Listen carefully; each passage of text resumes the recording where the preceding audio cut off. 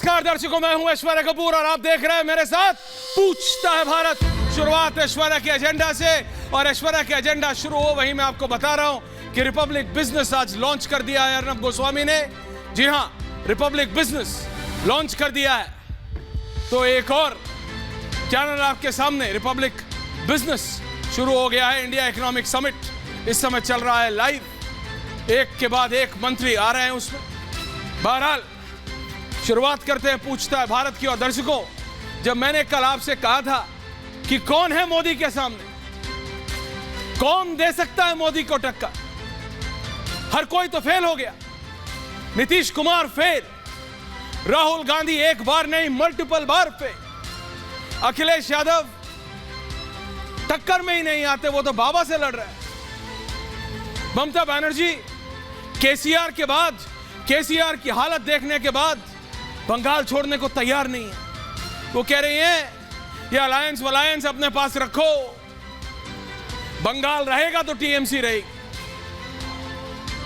क्योंकि एक सवाल जो इन तीनों प्रदेशों और तेलंगाना के रिजल्ट से पहले जिस पे बात हो रही थी वो ये था कि अगर कांग्रेस छत्तीसगढ़, तेलंगाना और कहीं अगर राजस्थान में वापस आ गई तो फिर इंडिया अलायंस का क्या होगा। यह सवाल हमने भी पूछा, वो तो सवाल ही बेसर हो गया।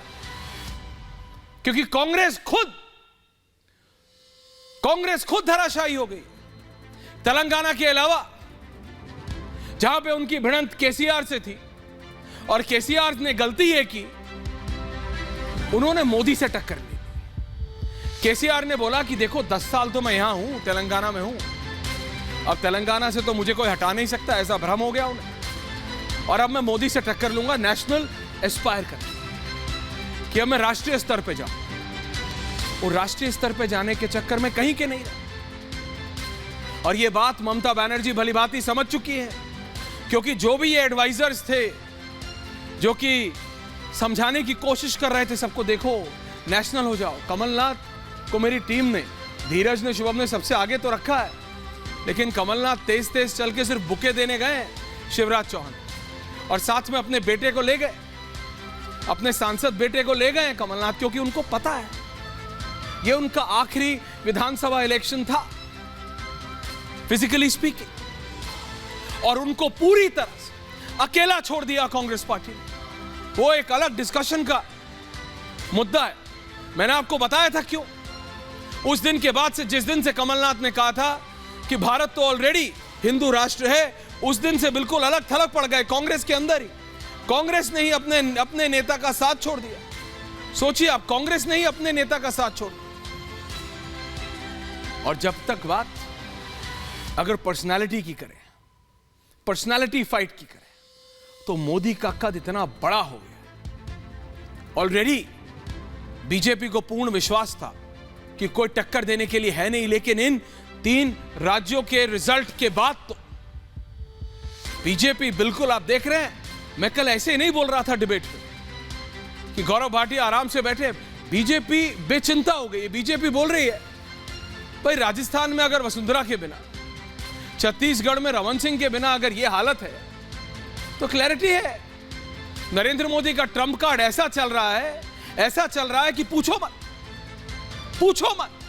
और अगर यह है रियलिटी, तो फिर बीजेपी को 2024 अब जो जनरल इलेक्शंस आना, उसमें क्या कोई टक्कर दे भी पाएगा? मुझे नहीं लगता। प्रेजेंट सिनेरियो बहुत आकलन किए गए थे, बहुत दाया पांचा, बहुत 3-13 किया गया था कि देखो ऐसा होगा तो ऐसा होगा, छत्तीसगढ़ में ये होगा, राजस्थान में अशोक गहलोत नहीं होगा, कमलनाथ अड़ रहे। भाई साहब, कहीं के नहीं रहे तीनों, अशोक गहलोत, कमलनाथ, भूपेश बघेल, तीनों साफ। और वो क्षेत्रीय नेतृत्व वाला सवाल जरूर खड़ा होता है, लेकिन वो चल नहीं रहा, क्योंकि नरेंद्र मोदी का नाम ही काफी है, नाम ही काफी। और ये बार बार बीजेपी ने प्रूव कर दिया, और इन 3 रिजल्ट के बाद तो पूरी तरह प्रूव हो। तो इसी पे है आज पूछता है भारत की भाई 24 में क्या मोदी को टक्कर दे भी सकती है कांग्रेस पार्टी या ये इंडिया अलायंस,